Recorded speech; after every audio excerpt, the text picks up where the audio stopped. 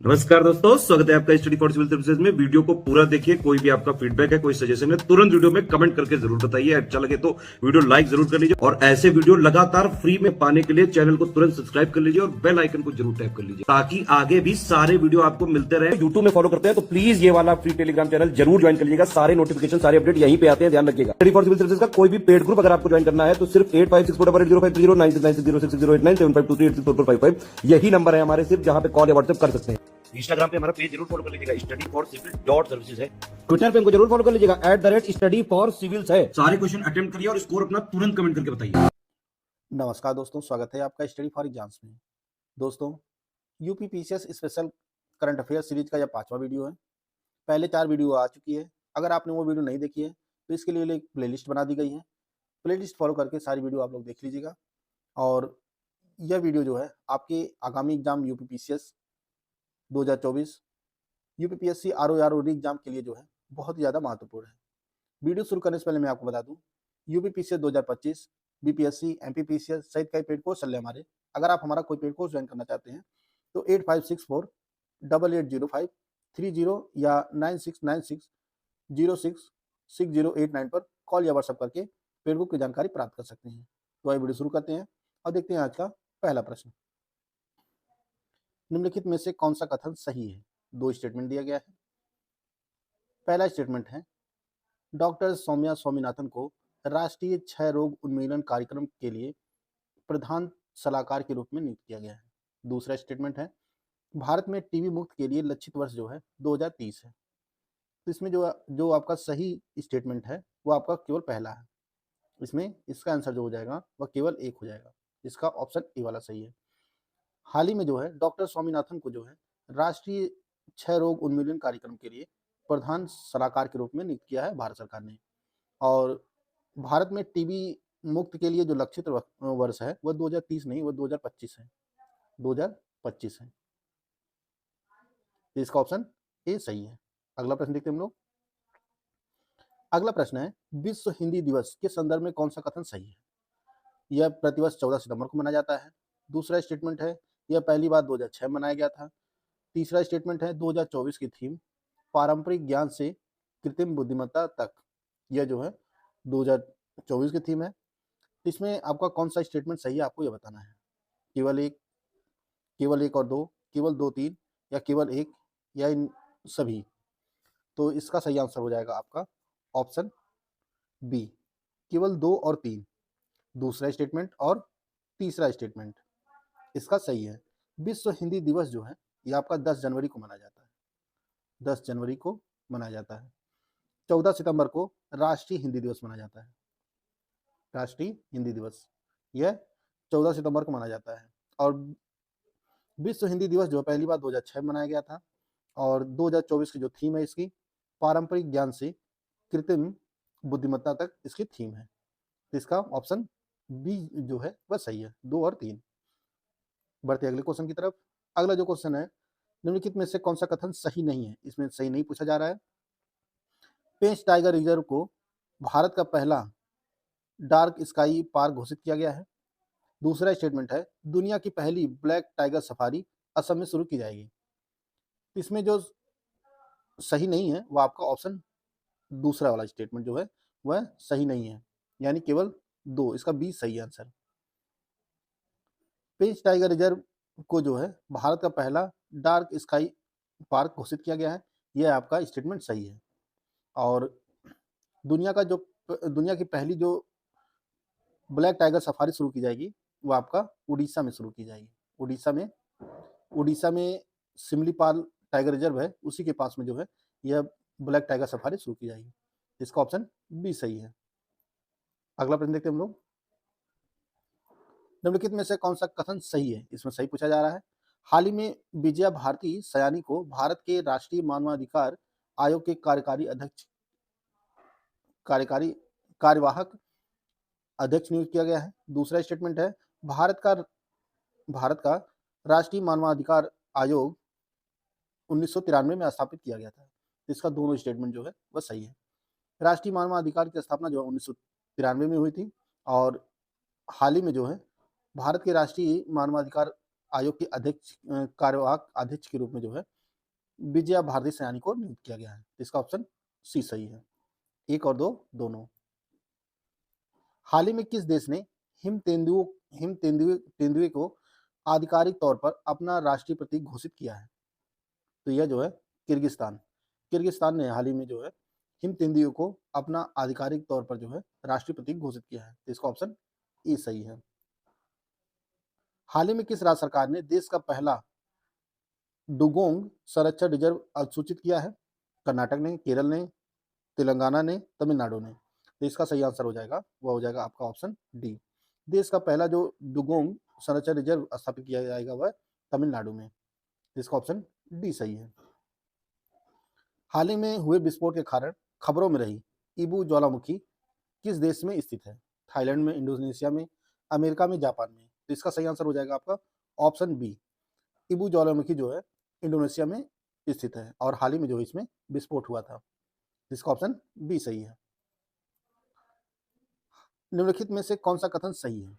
सही पूछा जा रहा है। 2 स्टेटमेंट दिए गए हैं। हाल ही में साल्टन सागर के नीचे दुनिया का सबसे बड़ा लिथियम भंडार खोजा गया है। दूसरा स्टेटमेंट है, हाल ही में गुजरात के वडनगर में 800 ईसा पूर्व मानव बस्ती के अवशेष मिले हैं। तो इसमें भी जो है आपका दोनों स्टेटमेंट सही है। सी वाला, इसमें दोनों भी आपका ऑप्शन सही है। 68 का साल्टन सागर के नीचे जो है दुनिया का सबसे बड़ा लिथियम भंडार खोजा गया है और यह जो है और गुजरात के वडनगर में 800 ईसा पूर्व मानव बस्ती होने के जो है अवशेष मिले हाल ही में। तो इसका ऑप्शन सी सही है। वैश्विक ऊर्जा सूचकांक 2024 के संदर्भ में कौन सा कथन सही है? इसे विश्व आर्थिक मंच द्वारा जारी किया गया है। दूसरा स्टेटमेंट है, सूचकांक में स्वीडन शीर्ष पर है, इसके बाद डेनमार्क, फिनलैंड, स्विट्जरलैंड और फ्रांस है।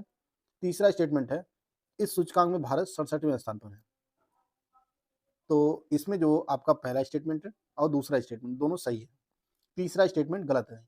2024 की रैंकिंग में जो है भारत 63वें स्थान पर है, 63वें स्थान पर, और यह जो है 67वें स्थान पर पिछले साल था, यानी 2023 में। 2023 में भारत की जो रैंकिंग थी वह 67वीं थी और 2024 में 63वीं है।